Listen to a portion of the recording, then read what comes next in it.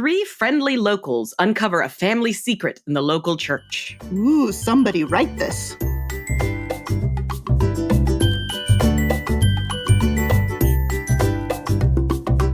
Hi, and welcome to Somebody Write This, where we use a random plot generator to give us an idea and then brainstorm how that could be a thing somebody might want to write.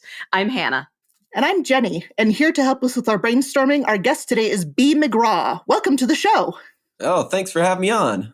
Yeah, absolutely. So that our listeners can get to know you a little bit better, let's talk a little bit about your own writing. When we first connected, actually on Reddit, looking for podcast guests and hosts, you mentioned that you write satirical academic papers, which is something that you definitely have not had on the podcast before. So tell us a little bit about this. Well, I'm not the only person to write this genre, but it is pretty niche. I was taking a break from novel writing, and I wrote one that's in a book that I have out now called Et al.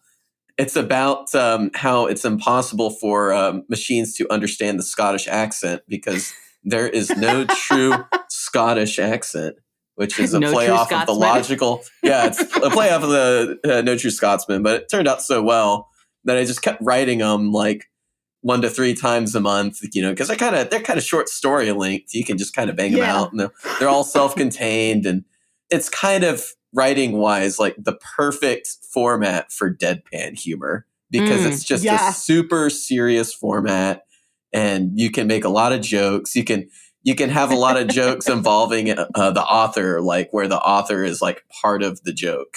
Like you come up with a fake problem that some researcher is trying to solve.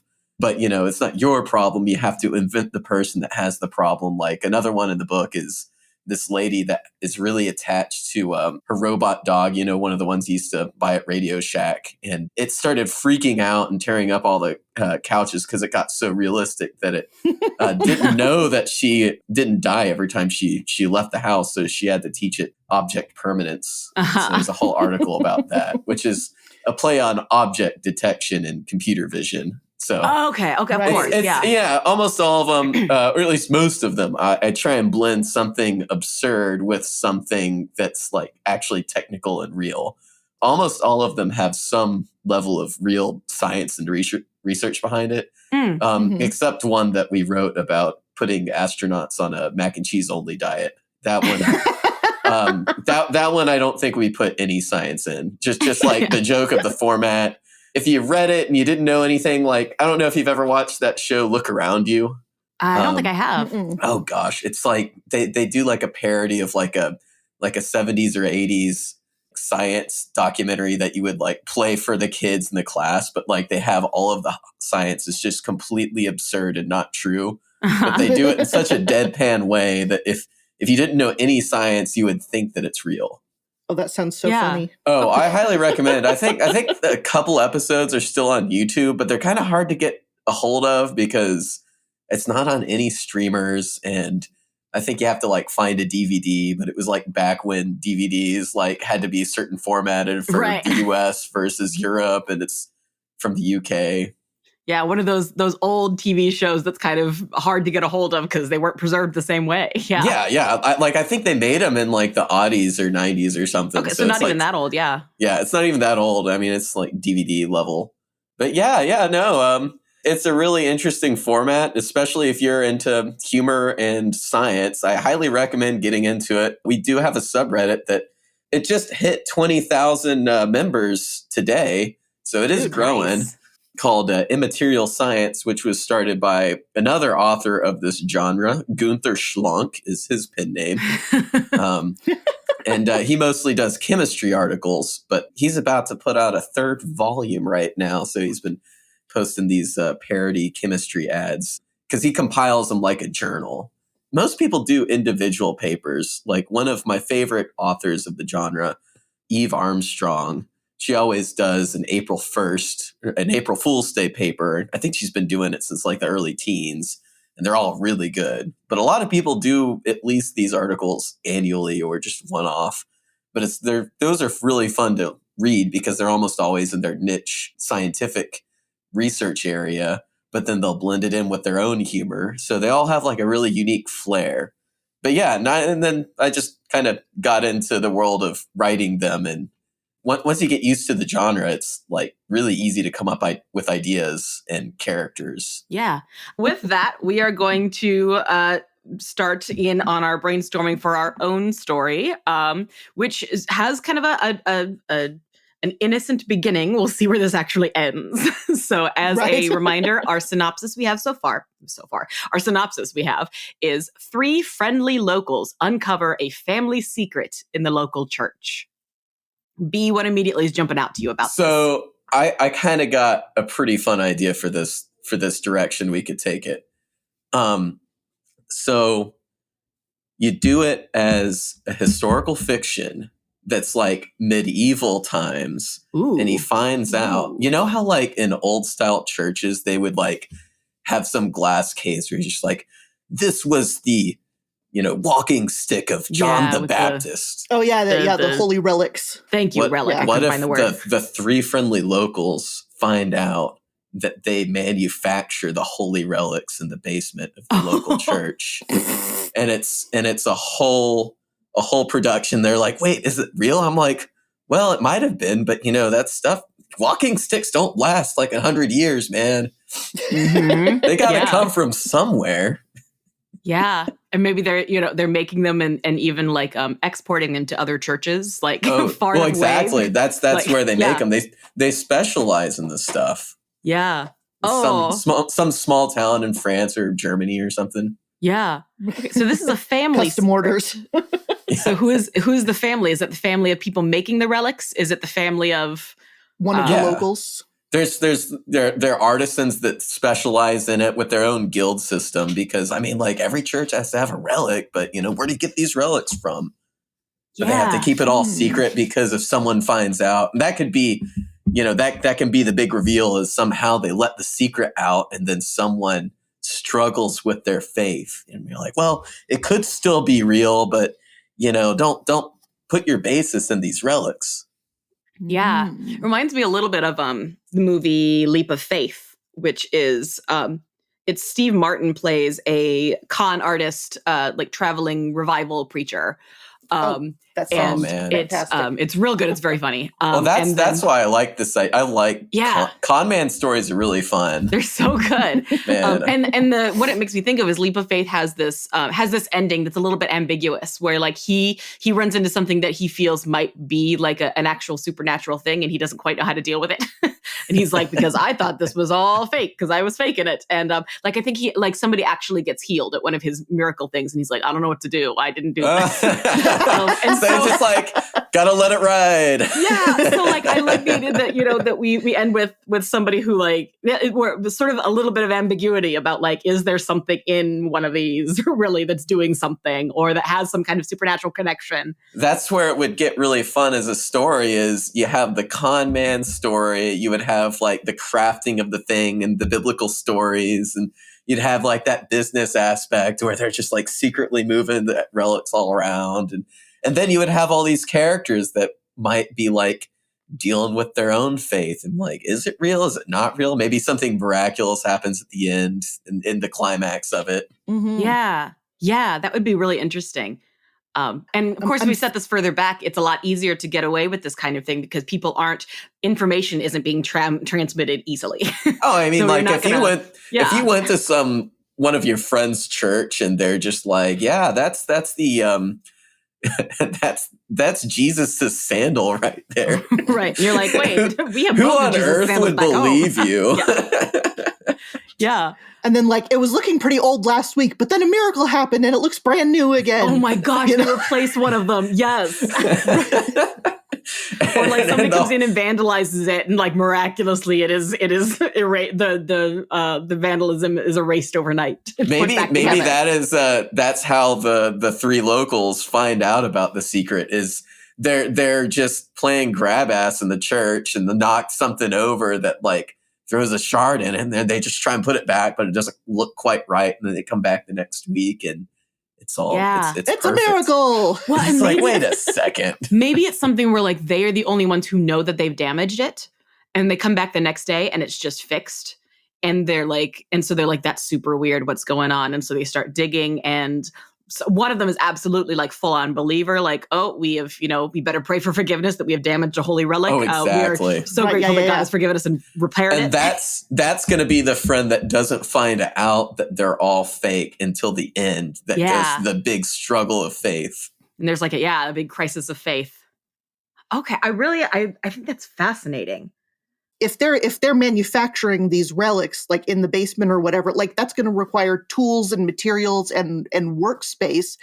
And so I'm wondering if instead of the basement, there's like their cover story is they make the pretty glass boxes that they go in. Yeah. Oh, well, they would do that. Here's like, and so that's like the open business. Oh, I just thought of the fun reveal for this. Oh yes, what are you thinking?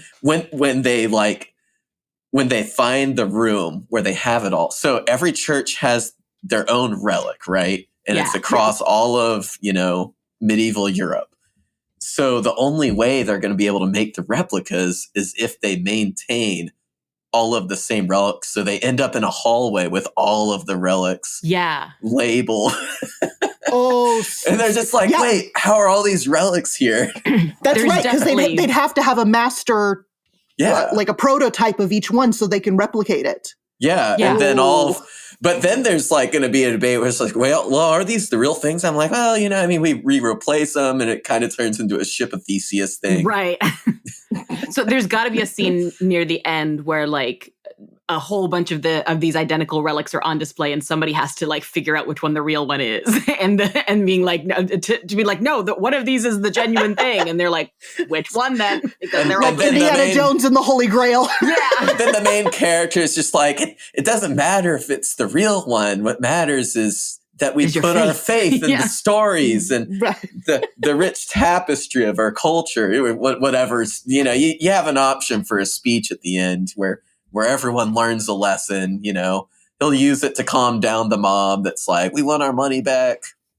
Well, I was going to say, since it's a family secret, is one of our three friendly locals like related to the people who do this? Yeah, I'm going to assume that his dad is like the lead of the guild system that repairs all these relics. Okay. Yeah. And his dad is getting is in favor with the church because of his being commissioned all the way down. There's like a modern he gets perks. There's a modern documentary that's actually kind of close to this. It's about I can't remember what the name of it is, but there was this huge scandal in the Mormon church because this guy was making a bunch of fake Joseph Smith documents. And he was making a bunch of money off of it. I think it's Salamander Papers or something like that. Yeah, that sounds right. Yeah. Well, I'm Mormon. Yes. I was like, you know more about this than I do. You would definitely know. I've heard of it. Yes. Yeah. Yeah, that was a wild. Didn't it end in some murders? Were there I don't know all the involved? details. I just remember the name of the paper. Yeah, I was going to say I don't know. Yeah, and I'm wondering as well, because church history, the hold that the church had over. As a powerful force in the people went up and changed a lot throughout medieval Europe.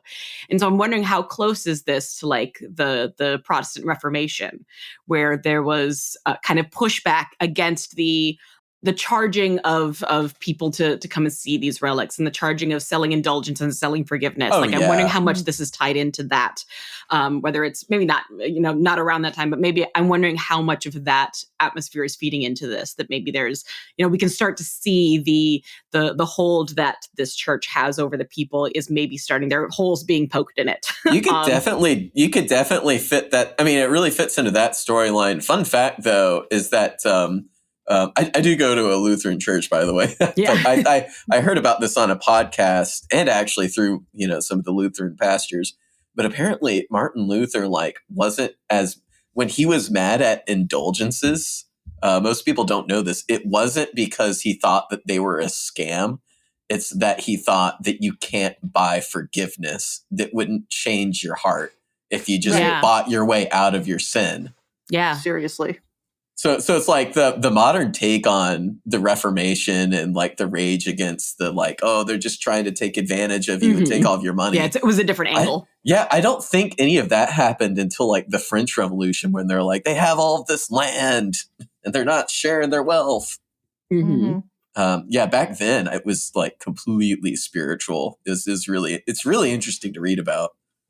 But it absolutely could be leaning into like there are the idea being that that people are trying to use their money to get close to these relics to get closer to God, and being like, well, you know what, you actually can't use your money to make this happen. So it would still be a spiritual aspect. Maybe one of the friends is starting to doubt that aspect of it and being like, maybe it doesn't matter. Like maybe like maybe there's someone in the town who is like more well off and is just spending money and is like, if you spend money and you go in and you touch this relic, you'll be forgiven, or whatever it is. And this one person is like, I'm not sure that's the way it's supposed to go. Like, I'm not sure that you're supposed to just be able to buy your way out of this, and then immediately the next day you're still doing all the same stuff that you did before. Well, one angle that I think would really vibe with people right now is it's a commentary on institutional knowledge, as in like remember back in the COVID era, there were all this, no one really knew what was going on, but at a certain point, you have your institutions like the CDC saying, oh, you should do this, you should do that, this is our best degree of understanding here, this is the best course of action, so do this. But then people are like, oh, but you're just an institution, like why should I trust you? I'm like, well, are you gonna trust an institution that's paid to do this stuff, or are you going to quote unquote do your own research? Yeah. And that could be a huge thing, like trying to figure out, especially because, in medieval Europe, absolutely I mean, back then no one knew how to read.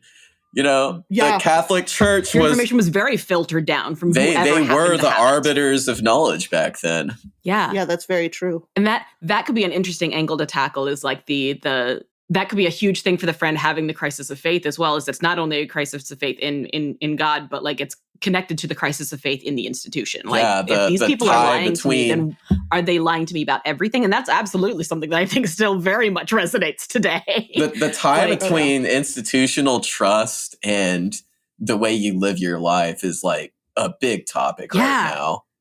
All right, I'm going to pause this real quickly because we need a title, and we have a great story, and I'm scared that our title's going to ruin it, so we'll have to see. Oh my gosh.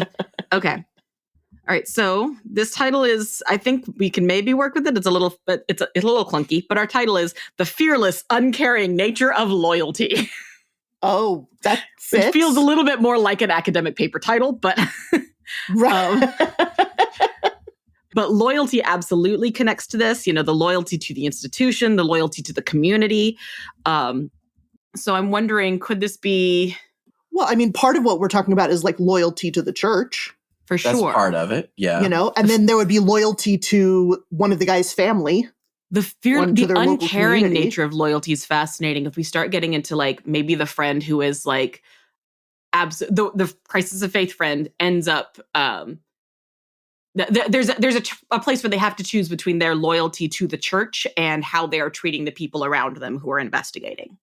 So I think with the title that we have unfortunately been saddled with, I think I can. Come on, B, we got to work with it. We got to work with it. All right. Fearless, uncaring nature of loyalty. So I think the uncaring nature of loyalty is interesting, because I think there is we get into that question of, are you, not to get too political on this, but I ran into this during COVID era where there was, where a lot of people made their decisions based heavily on loyalty to their political party. So wild. And whatever that group was saying was that. And as somebody who still is at very high risk for COVID complications, I would sometimes be like, hey, so this is impacting me really personally. It would be really helpful for me if you would like really look into this on your own. And I'm actually afraid of my life. Yeah. And there were absolute moments where I felt the uncaring nature of loyalty, that there were some people who just, had different opinions and different ideas, but there were some people who absolutely were so loyal to, no, this person said it and therefore it must be true, that it kept them from being able to hear what was going on with me. And I felt that the sudden uncaring nature of loyalty. So I think there could be an aspect of that here where someone is absolutely not able to find compassion or empathy for other people because they are so busy being loyal to their side. Yeah. I don't know where fearless comes in. I don't know. But, oh man, go back to the story. One of my favorite gospel stories that kind of ties into this is in the Garden of the Gethsemane. My dad's got a whole thing on this. Nice. When the soldiers come to take Jesus, he cuts Peter cuts off the Simon ear Peter, off. yeah. Simon Peter cuts off the ear, and then Jesus puts the ear back on. And I always think that's a good metaphor for having arguments with people in that situation, is if you come at it at a conflict level, then you're just cutting their ears off. Yeah. Yeah. So Doesn't there is solve kind of anything. Exactly. It's if your point of conversation is to win, then like nothing's going to happen and it's just going to be conflict. Right. So also like, okay, so that gave me an idea though, because like loyalty comes with, obviously, you have that devotion, which means that in this case, in the story we're telling, there's an uncaringness required because you can't care about, at least in this version, you can't care about the other side and also be loyal to your own. But with that, the trade-off for loyalty, that is what draws a lot of people to it, is that there's a sense of protection. That your side is going to have your back to the detriment of others. And so there's where the fearlessness is coming in, is that somebody feels emboldened to go out and treat other people uncaringly or to fight against them, knowing that their side has their back.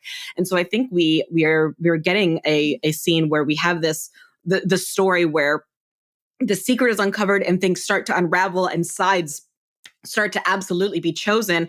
And these three friendly locals who are all friends together, who have connected, maybe they've known each other. I mean, they probably all grew up in the same area. Like people didn't move around as much back then.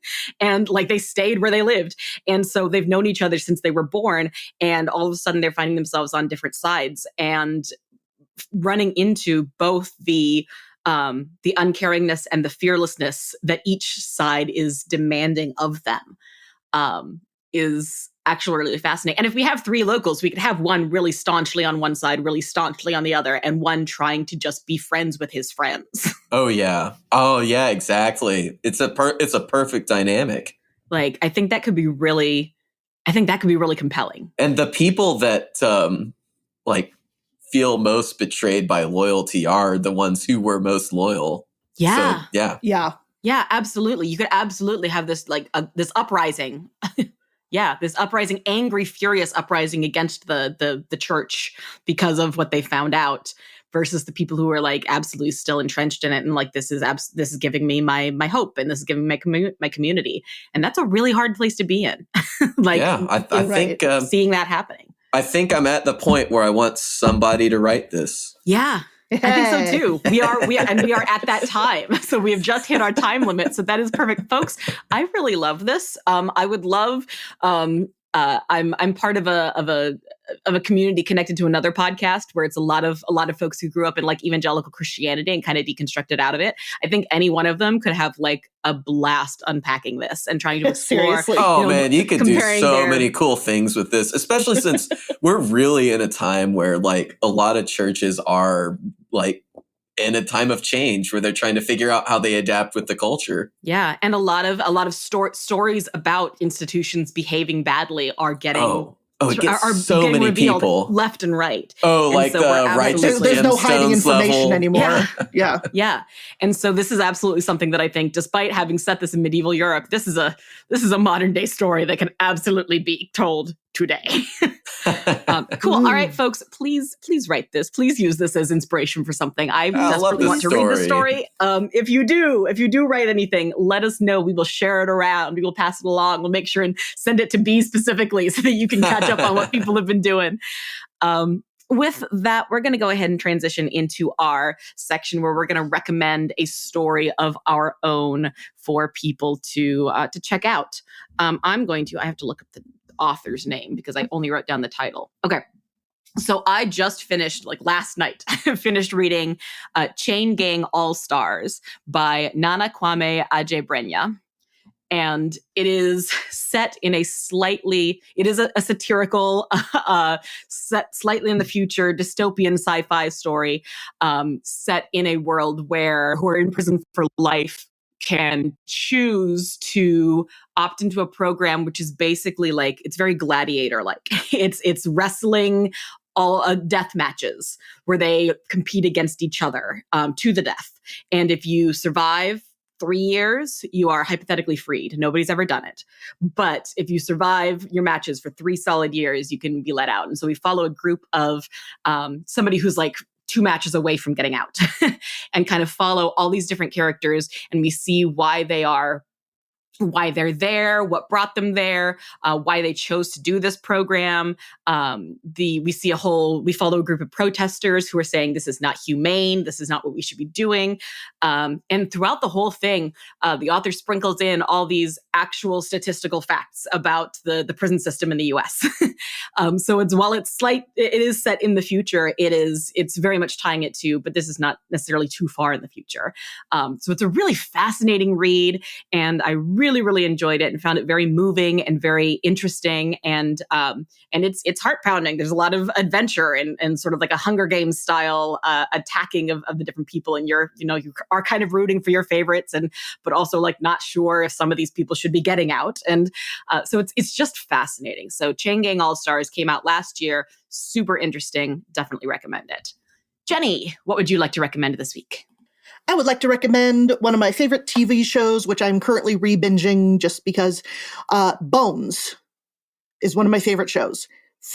And there's so many, it's about a empirical atheist forensic anthropologist who is consulting with the FBI and her team of scientists, and they solve murders that nobody else can solve because they take clues directly from the skeletons that remain, when no other evidence is available.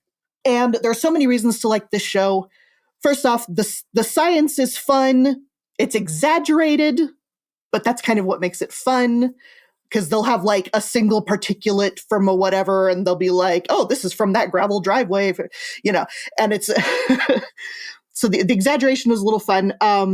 It's obviously gory because they end up with bodies to identify in all kinds of states. But what is also great is the multi-episode plots and the development of the characters as the show progresses through the seasons, which I always appreciate in a TV show because everybody is 3-dimensional. You get to learn about them, and they learn from each other and make progress with things in not only with themselves, but in relationships with each other. And then the third reason that I really like it, and that I'm especially appreciating this time through, and is kind of appropriate to the story we just created, is that the forensic anthropologist played by Deschanel, Emily Deschanel. It was one of the Deschanel's sisters. No, there were more. Yeah. I only know Zoe. Yeah, Emily Deschanel is Zoe's sister, and she plays the forensic anthropologist, and she is completely empirical. She bases everything on fact and science, and that's where her beliefs lie, and she only goes by the evidence strictly. And then the FBI agent they work with is played by David Boreanaz, who is a hottie. And he plays, this cool, beefy, instinctual FBI agent who is also a devout Catholic. And so the interplay between them and how they figure stuff out and how they deal with stress and trauma and how they discuss with each other about his faith and her her faith in science, really, and where they conflict and where they agree.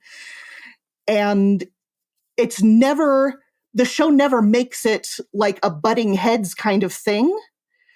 It's actually I'm noticing it's one of the most respectful dialogues about faith versus science that I've seen in popular media. So it's just one of my favorite shows. It's very fulfilling for me, and it's fun, and you should all watch it. Awesome. All right, B, you get to share one as well. What would you like to recommend to our listeners to check out? Oh my gosh, so many I could. I'm gonna go with because I totally forgot this was a show and started watching it the other day and forgot how funny this guy is. The Detroiters.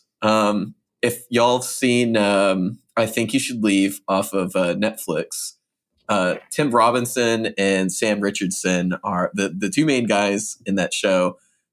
Actually had a show before that called The Detroiters, and it is pretty much like the same type of humor, but it's like not a sketch show. But it's just so fun watching them do their absurdist reactions to normal everyday situations. And well, they have like this perfect chemistry with each other just to like be absolutely ridiculous together. But not only that, when someone says something normal, they have just this really weird choice of reaction. You know how like people always say like acting is also reacting or something. Mhm. I always thought Tony Shalhoub was like perfect at that, but they I do love it. him. Yeah, they do that really well with each other. Highly recommend. Most people I don't think realize that this is a show, but they love Tim Robinson off of I Think You Should Leave. But it's like bonus I Think You Should Leave content. Yeah, I didn't know it was a show either, but I will watch Sam Richardson in anything. You know, that's why of all the things I would have recommended, I figured I'd recommend the Detroiters. Yeah. Nice. Awesome. Well, B, thank you so much for joining us. We want to make sure and give you a second to plug your own stuff. So yeah, tell us where we can find your writing or social media projects, whatever you want to share. Sure. Well, I have a book out. It's called Et al. Because Not All Research Deserves a Nobel Prize, which is out on Amazon and all the other places where you can buy books. And I'm also host all of my writing on my website, jabdi.com, for my fake science journal, the Journal of Astrological Big Data Ecology. We do accept submissions, and I can edit your stuff into a really good form. And we'll post it. You know, if you want to write your own fake science article, I'll help you get there. Among other people who also do these sort of articles. Also on Facebook and Twitter. Twitter, I'm at Jabdi6. And follow me on all that. Buy the book, and please leave a rating and review if you love it. And also r/immaterial science is our subreddit, and it is growing, and we love to have people participating and writing their own things or posting their own funny paper. We accept real papers that are funny. I just posted one the other day that's a real paper that came out the other day about how they measured it, and you do affect the umpire's decision through verbal abuse. This is a real paper that came out 2 months ago. Nice. Awesome. Well, we will put all that in the show notes so that people can look up your work and maybe take a crack at some of their own. Thank you so much for joining us. This one was super interesting, and I'm glad you got to be here for it. Oh. All right, folks, that is our episode. As a reminder, you can find us every other Thursday wherever you get your podcasts, including YouTube. And you can join our Patreon for bonus material. Today, we want to especially thank our patron, Bethany, for supporting us. Follow us on Twitter and Instagram at WriteThisPod or on Facebook /SomebodyWriteThis. And if you've been inspired by this episode and have questions or comments or a bit of story or anything else, email us at somebodywritethis@gmail.com. We'd love to hear from you. We'll be back with another episode in 2 weeks, and we'll see you then. And as they say, it is possible to talk to cattle if you have common sense.